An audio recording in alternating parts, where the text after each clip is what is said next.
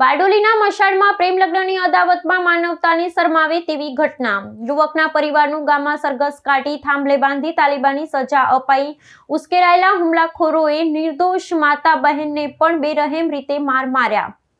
ઘટનાના viral video બાદ આદિવાસી સમાજમાં ભારે રોષ અને પોલીસ સ્ટેશનના ઘેરાવાની ચીમકી। બારડોલી તાલુકાના મસાડ ગામમાં એક ઘટના બનેલી છે। એનો જે વિડીયો વાયરલ થયો છે એમાં ઘટનાની ટૂંકી વિગત હું આપીશ। એમાં એવું છે કે છોકરા અને છોકરીઓ ગામમાંથી ભાગી ગયા હતા અને એ મુદ્દે છોકરીના ઘરવાળાએ આવેશમાં આવીને છોકરાના ઘરવાળાઓ વિરુદ્ધ વાયોલન્સ આચર્યું છે। એ મુદ્દાનું સંજ્ઞાન લઈને પોલીસે એફઆઈઆર રજીસ્ટર કરી ચૂકી છે।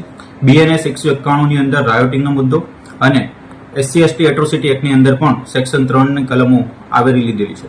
આ વિશે ટોટલ 13 જણાનું નામ આવ્યું છે એફઆઈઆરમાં અને 13 લોકોને પોલીસે રાઉન્ડ અપ કરી ચૂક્યા છે અને એમની ધરપકડની કાર્યવાહી ચાલુ છે।